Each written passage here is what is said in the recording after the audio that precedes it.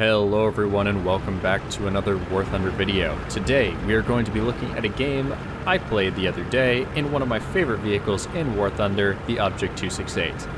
And there is a lot to love about this vehicle, particularly its new BR, well, fairly new, of 6.7, because, oh boy, when you get a top tier match in this vehicle, it really makes you wonder why Gaijin thought that this was balanced at 6.7.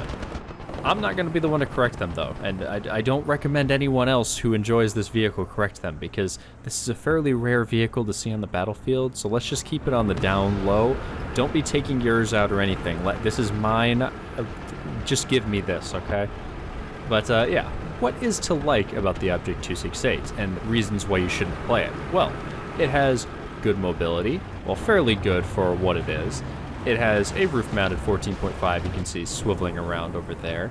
It has very good frontal armor being on the T10 chassis, as well as having a fairly well-armored superstructure. It has a 152mm cannon with decent penetration, and heat shells with a little bit more if you need that extra oomph. I would probably recommend carrying a couple to face mouse tanks. Well, actually I wouldn't, because, like I said, nobody else play this. You definitely will not be able to do things like that to a Tiger ever. This is mine. Just please let me have this. Regardless, though, there are a few downsides of this vehicle. Mainly, there is a fairly large weak spot on the front, well, if you know where to shoot it. I believe it's on the right side. I'll put up a thing on screen. There's a spot where the optic comes through, and it's completely flat. Not super well armored, so you can still punch through it relatively easily. But if you don't know where to shoot, and if you have it bushed up like I do in true scumbag fashion, it can be quite tricky, and you can end up with people bouncing off you left and right, like in this match, and a lot of the other matches I've been playing in it lately. Not to mention, it's got a log spoiler on the back. What is not to like about that? Overall, though, yeah, fairly solid vehicle. The main downside is the fact that it's a casemate, but as we talked about in one of my recent videos, sometimes you can play defensively. And this seems like a vehicle that you would be able to play defensively very well, and yes, in fact you can. However, the reason we're looking at this today is not about defensive play, quite the opposite in fact, because you can use vehicles like this to play aggressively, and I want to talk about that because it's something I don't often see. I mean, there are some tank destroyers like the M18, which Gaijin thinks is a light tank, but that's another point.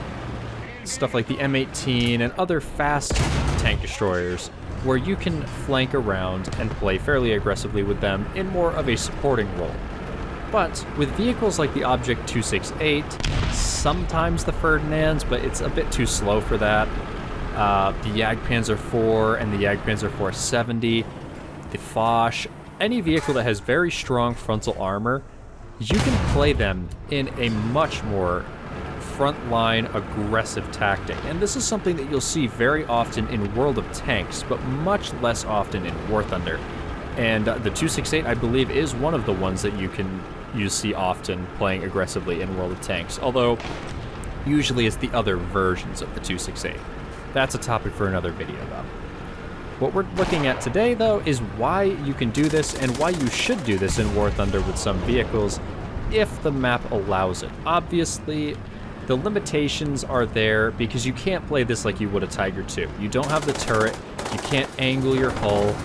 Thankfully, the armor on the 268 is already basically pre-angled for you, but the side armor is quite weak. Oh, the Jagdpanther's another you can do this with, to some degree.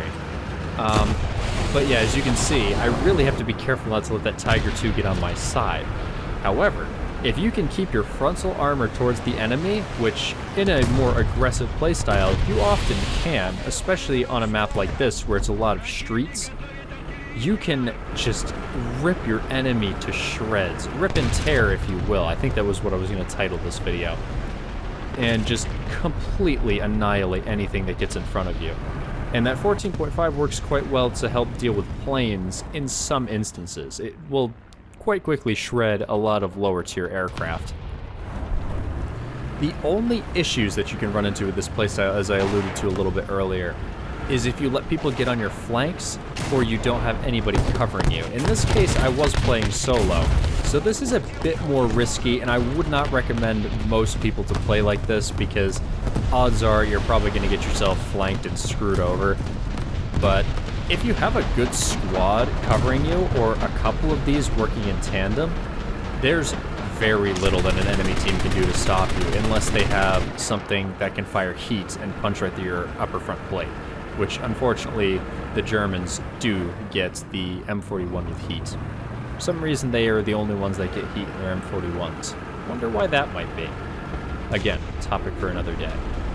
But yeah, I really think that this is a playstyle that I don't see too often, and I don't want to make this seem like I'm recommending this in the same way that I'm recommending defensive play in some instances.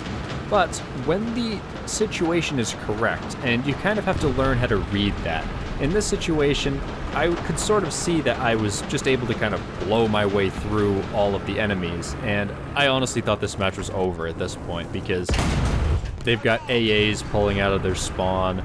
We have pretty much all the caps. There's a few stragglers that we're cleaning up, and I figured this match was going to be over in another couple minutes. But obviously it's not. They just kept on spawning, so I'm just going to keep on killing.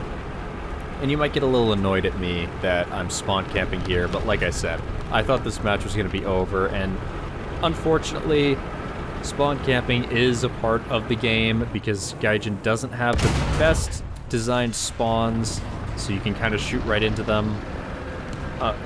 You don't want people camping in them though, and you don't want to give people spawn protection for too long. There's a lot of balancing act that goes into spawn camping. I don't actively promote spawn camping, but I do think that in some instances, like what we're seeing in this match, it's just a natural part of the game, unfortunately. There's nothing you can really do about it. And it is unfortunate, but I'm going to take advantage of it because, you know, if other people can have fun, so can I. And I'm not going to be the moral high ground in this instance and turn around and return back to my cap and sit there for the rest of the match and let it drag out for an extra 10-15 minutes just for our team to win anyways. You can debate whether I'm right to do this in the comments or not. I'm just saying it's a fact of life at this point with War Thunder, and there's very little you can do outside of designing the maps to not funnel people towards the spawns and then not give them any ability to leave said spawns. Because in this instance, I basically have two choices. I can either sit here with my frontal armor towards the spawning enemies, wait for their spawn protection to wear out, and get a kill, or I can turn around or try to drive very slowly in reverse, and if I turn around, I'm basically giving away my vehicle to the enemies. Or if I drive very slowly back, I'm still going to probably get some kills, and I'm just going to delay the inevitable of this match ending. So, I don't know. I guess that's an interesting point to see what your guys' opinion is. I know a lot of people are very, very hateful about spawn camping, and don't get me wrong, it is very annoying to deal with spawn campers. But I'm more against people that rush the enemy spawn, not so much the end game spawn camping, which I would consider this to be. So yeah, let me know what you think in the comments as I'm wrapping up 11 kills, still a couple more to go. But yeah, the 268 and aggressive playstyle with tank destroyers, this is something that you can do, and I thought it was something worth bringing to the attention of my audience, because it's something I don't see done too often. Like I said earlier, usually tank destroyers kind of camp around up on ridge lines, which realistically, yeah, that's what tank destroyers kind of would do. They would, except for American tank destroyers, but that's a little bit different. They would kind of set up in ambush, attack the enemy, and then the tanks would do their thing, or the tank destroyers would get out of there. They're kind of intended more as a defensive or assault tactic, not so much as this level of assault. But here we see what usually will be your death in this sort of playstyle. Something fast getting around on your flank. And honestly, this was a long time coming. I deserved this very much. But there was very little I could have done. Yes, I did overextend, but at the same time, I was already engaging someone, and the Panther would have gotten me if the EBR didn't. So, it is what it is. 13 kills is more than enough. And I've pretty much run out of things to say regarding this tactic. If you guys have ever tried this and had luck with it, do let me know in the comments, because I'm very interested to hear. Because, like I said, I don't see a lot of people doing this. So I don't know if it's something that people are just unaware of as a tactic, or if it's just something that people don't tend to be successful with, because it is not always a very successful tactic. There's a lot of chance and luck involved in it to some degree.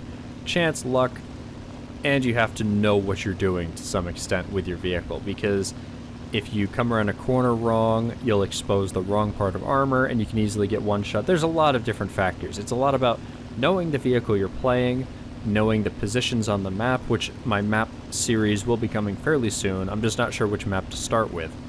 And knowing where the enemies are likely to be. So there's a lot of different factors to consider with this tactic. But I figured it was something worth mentioning, and this was just an interesting replay that I thought would make a decent video. Yeah, I tried to take out my Tisma and just kind of get some kills here, but it wasn't going to happen. The match was already over. Thankfully, I do survive, but I don't get very much accomplished. Actually, do I survive? Yeah, I do. Okay. I couldn't remember if I got shot down at the last minute or not. Well, I hope you guys did enjoy that video. If you did, let me know by leaving a like on it down below and leaving a comment letting me know if you liked it or if you hate me for being a dirty, spawn-camping scumbag. Either will work. And I will see you all in the next video.